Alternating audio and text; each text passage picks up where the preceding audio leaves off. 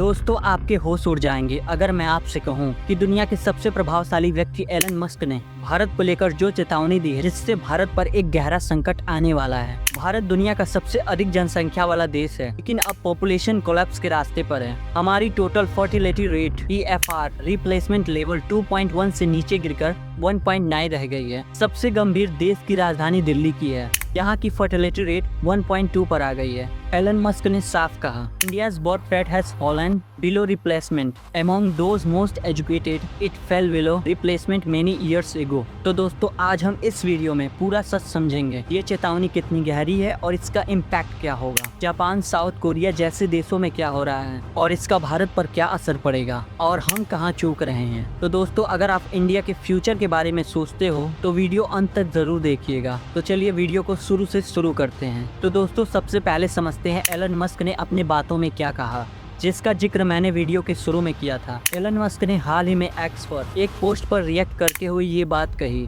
कि जब डाटा आया कि भारत की फर्टिलिटी रेट बीते 10 सालों में 2.3 से गिरकर 1.9 रह गई है, एजुकेटेड और अर्बन फैमिलीज में तो ये डिक्लाइन और भी तेज हो गई है। लेटेस्ट डाटा 2024-25 रिपोर्ट्स के अकॉर्डिंग नेशनल फर्टिलिटी रेट 1.9 जो रिप्लेसमेंट लेवल 2.1 से नीचे है। Urban areas 1.5, rural areas 2.1, Delhi 1.2 जो फिनलैंड से भी नीचे है। बिहार अभी भी 2.9 टोटल फर्टिलिटी रेट से सबसे अधिक। दोस्तों इन रिपोर्ट्स में केवल उत्तरी भारत के कुछ राज्य जैसे बिहार, यूपी, MP आदि राज्यों में ही रिप्लेसमेंट लेवल से ऊपर है, बाकी सब नीचे आ चुके हैं। दोस्तों ये decline women education, urbanisation, career priorities, late marriage, high cost of living और हाउसिंग क्राइसिस की वजह से हो रहा है। दोस्तों बात करें साक्षर महिलाओं का TFR 1.8 रह गया है, जबकि कम लिखी पढ़ी महिलाओं का TFR 3.2 रह गया है। इससे पता चलता है कि डेवलपमेंट की अच्छी खबर है, लेकिन लॉन्ग टर्म के लिए चैलेंज भी है। तो दोस्तों अब समझते हैं आखिर ये ट्रेंड हमें कहाँ ले जा रहा है। जापान इसका सबसे बड़ा उदाहरण है।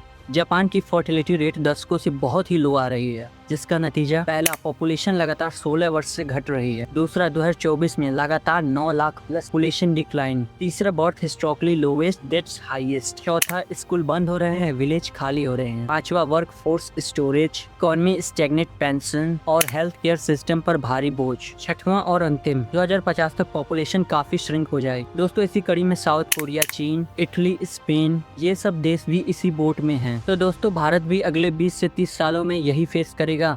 कमेंट में जरूर बताएं। पॉपुलेशन पीक लगभग 1.7 बिलियन के बाद तेजी से डिक्लाइन हो सकती है। Shrinking young workforce, ageing population, economic slow down, ये सब आने वाले रिस्क हो सकते हैं। दोस्तों भारत में इसका पॉजिटिव साइड भी है। अभी हमारा डेमोग्राफिक डिविडेंड है, यंग पॉपुलेशन है, लेकिन अगर फर्टिलिटी रेट यही रह गई तो पहला 2040 से 50 के बाद वर्कफोर्स छोटा होगा। दूसरा मोर एल्डरली डिपेंडेंस पॉपुलेशन। तीसरा इकोनॉमिक ग्रोथ पर असर, डिफेंस, इनोवेशन, कंजम्पशन सब प्रभावित होगा। तो दोस्तों अब हम आते हैं आखिर हम कहाँ चूक गए। फैमिली प्लानिंग प्रोग्राम्स ने बर्थ रेट सक्सेसफुली कम किए, लेकिन अब बैलेंस बनाने की जरूरत है। दोस्तों इसके लिए सपोर्टिव पॉलिसीज बनानी पड़ेंगी। पहला child care support, parental leave. दूसरा affordable housing for young family. तीसरा है वर्क लाइफ बैलेंस। चौथा awareness about family values without forcing anyone. दोस्तों डेवलपमेंट अच्छा है, लेकिन एक्सट्रीम लो फर्टिलिटी रेट भी एक समस्या है, इसलिए बैलेंस बनाना जरूरी है। दोस्तों एलन मस्क की ये चेतावनी कोई डराने वाली नहीं है, बल्कि एक तरह से वेकअप कॉल की तरह है। पॉपुलेशन कोलैप्स क्लाइमेट चेंज से भी बड़ा थ्रेट है, ऐसा मस्क बार बार कह रहे हैं।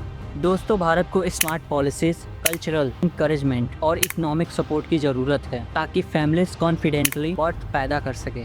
तो दोस्तों आप क्या सोचते हो, क्या गवर्नमेंट को फर्टिलिटी बढ़ाने के लिए इंसेंटिव देना चाहिए, या अर्बन लाइफस्टाइल में बदलाव कितना जरूरी है? दोस्तों कमेंट सेक्शन में अपनी राय जरूर शेयर करें। अगर वीडियो पसंद आए तो वीडियो को लाइक, चैनल को सब्सक्राइब जरूर करें और ऐसे इन्फॉर्मेटिव वीडियोस के लिए आप हमारे चैनल से जुड़े रहें। तब तक आप अपना बहुत ख्याल रखें। मिलते हैं नेक्स्ट वीडियो में। जय हिंद, जय भारत।